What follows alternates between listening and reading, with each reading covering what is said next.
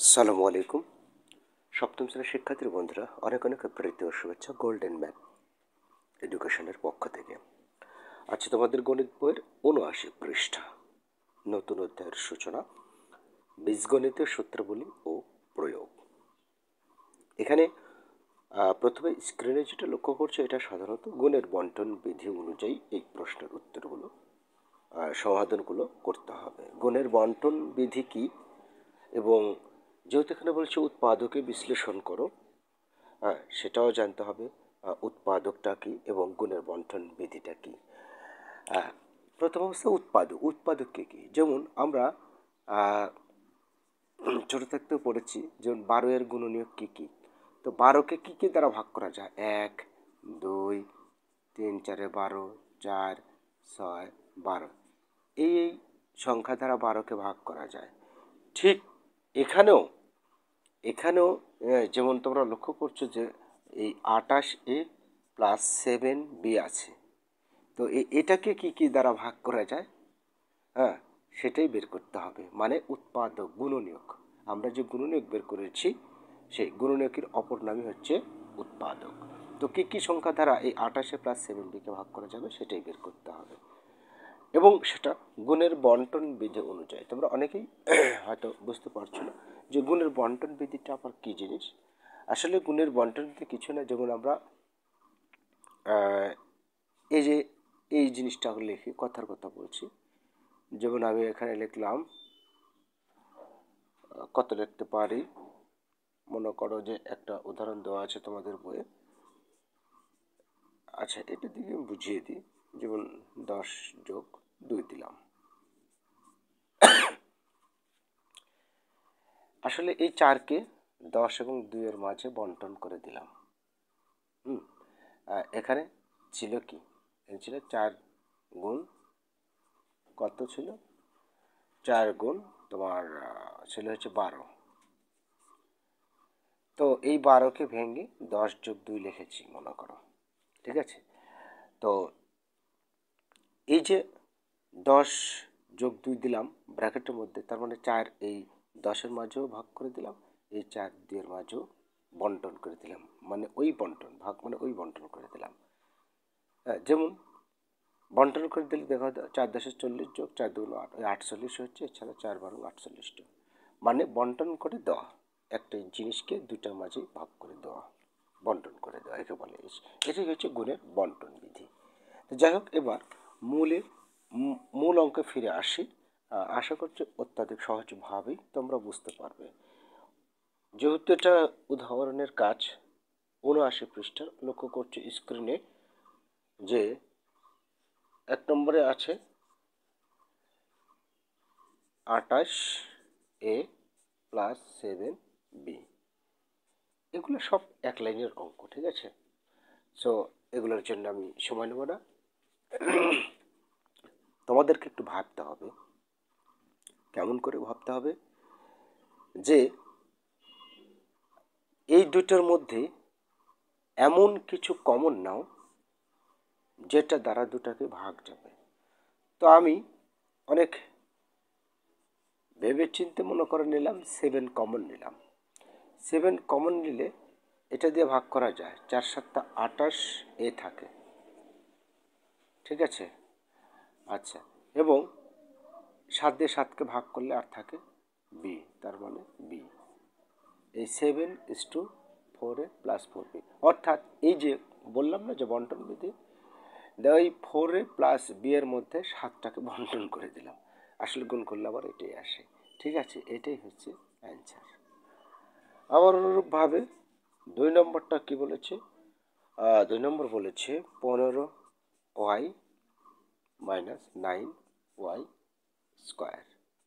এখান থেকে যদি আমি 3y কমন নিই, y চলে যাবে।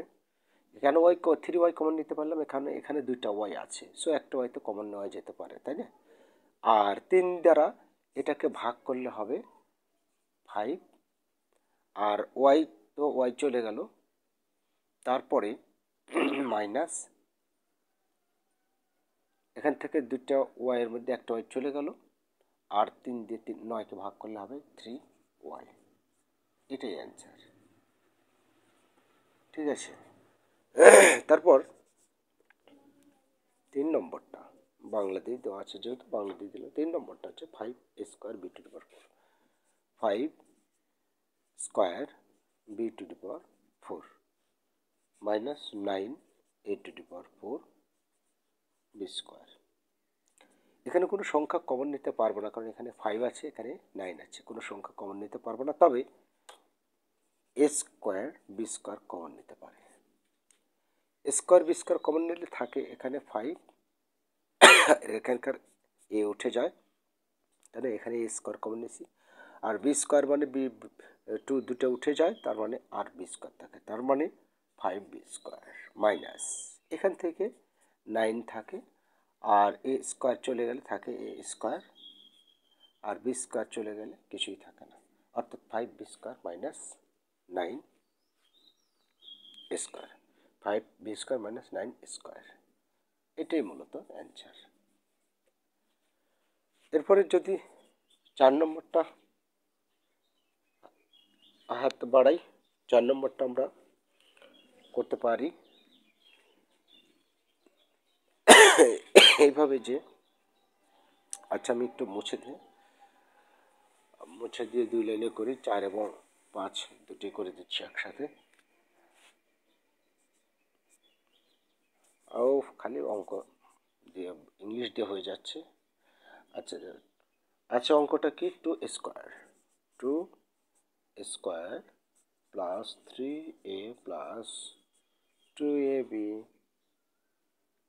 Plus 3b। তো এখানে একটু ভেবে ভেবে লিখতে হবে, তাহলেই হবে। হ্যাঁ, ভেবে ভেবে তেমন কিছুই না, একটু সাজিয়ে লিখতে হবে প্রথম অবস্থায়। সেটা কি, এই 2 স্কোয়ার আগে রেখে দিলাম,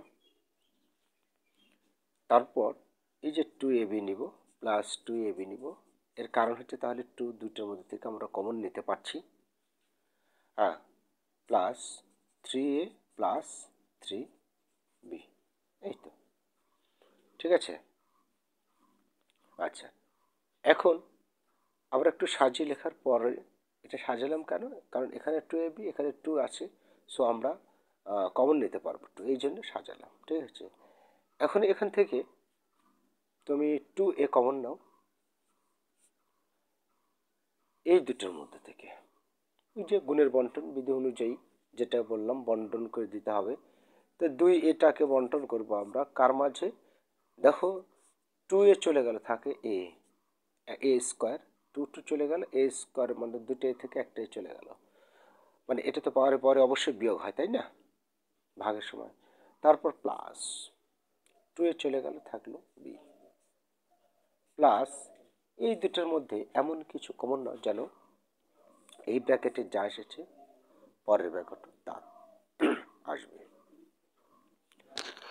তো এই ব্র্যাকেটে কি এসেছে? এ প্লাস বি, তো এখান থেকে 3 কমন, দেখো এ প্লাস বি, তাহলে দুটো একই আসলো না?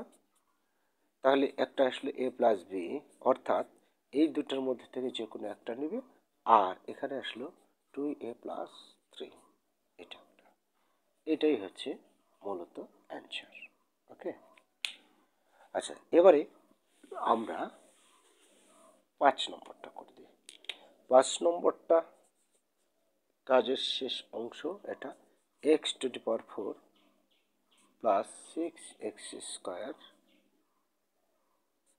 4x³ প্লাস 24x, এই তো। তো এটাকে আমি একটু যেভাবে আসে সেভাবেই করব। অনেকে হয়তো একটু সাজিয়ে লিখেছে, তারপর একটা করে কমন নিয়ে বারবার করেছে, তো আমি যেভাবে আছে মোটামুটি এভাবেই মিলাতে পারবো। হ্যাঁ, সেটা কি, এই দুটোর মধ্যে থেকে একটা কমন নাও, সে কি কমন নেবে? দেখো x² কমন নিলে কিন্তু এখান থেকে x² বাদ দিতে পারছি আমরা, তো x² কমন নিলে থাকে হচ্ছে তোমার x² প্লাস 6, এটা থাকে, তাই না, প্লাস এখন x² প্লাস 6টা মিলতে হবে এখান থেকে এই দুইটার মধ্যে কি কমন নিলে এই ব্র্যাকেটে এক্স স্কোয়ার প্লাস 6 আসে।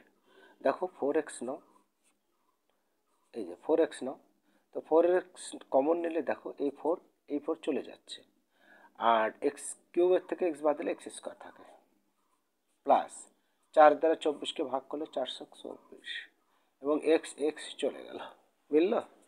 তাহলে এক্স স্কোয়ার প্লাস 4x আর এই দুটোর মধ্যে থেকে যে কোনো একটা, অর্থাৎ এক্স স্কোয়ার প্লাস 4x নিলাম, আর এই দুটোর মধ্যে থেকে যে কোনো একটা, অর্থাৎ এক্স স্কোয়ার প্লাস 6।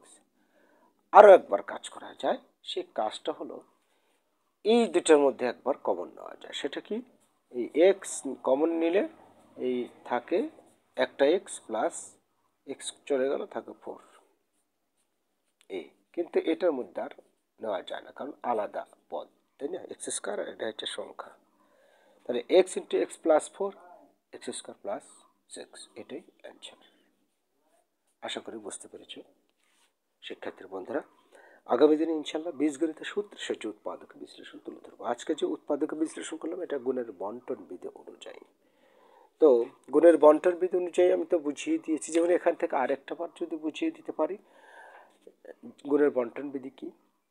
যেমন এই এক্সকেই এক্স প্লাস 4 এর মাঝে বন্টন করে দেওয়া হলো, ঠিক আছে? এটাই হচ্ছে গুণের বন্টন বিধি। কী করে বন্টন করে দেওয়া হলো? এক্সকে এক্স দ্বারা, এটার দ্বারা গুণ করলে এটা আসবে, আবার এটা দ্বারা এটা গুণ করলে এটা আসবে। হ্যাঁ, আসলে কমন নিয়ে কাজ করলাম, তাই না? এটাই হচ্ছে গুণের বন্টন বিধি। আর উৎপাদকের বিশ্লেষণ হচ্ছে, যেমন আমি সব কেটে দিয়ে যদি এই যে এইটুকু রাখি, এইটুকুর কথাটা ধরো, আর এই যে একটা রাশি, এই রাশিকে কি কি সংখ্যা দ্বারা ভাগ করা যায়, সেটাই হচ্ছে উৎপাদকের বিশ্লেষণ। তো এক্স দ্বারাও এটাকে ভাগ করা যায়, আবার এটার দ্বারাও এটাকে ভাগ করা যায়, তাই এটা বলেছি উৎপাদক। গুণনীয়কের অপর নামই হচ্ছে উৎপাদক। গুণনীয়ক বের করাতে হবে, ঠিক আছে? উৎপাদকের বিশ্লেষণ মানে গুণনীয়কগুলো কি কি সেটাই বের করতে হবে, মানে কি কি সংখ্যা দ্বারা ভাগ করা যাবে সেই রাশিকে। ভালো থেকো, তোমাদের দীর্ঘ জীবন কামনা করে এখানে শেষ করছি। আল্লাহ হাফেজ।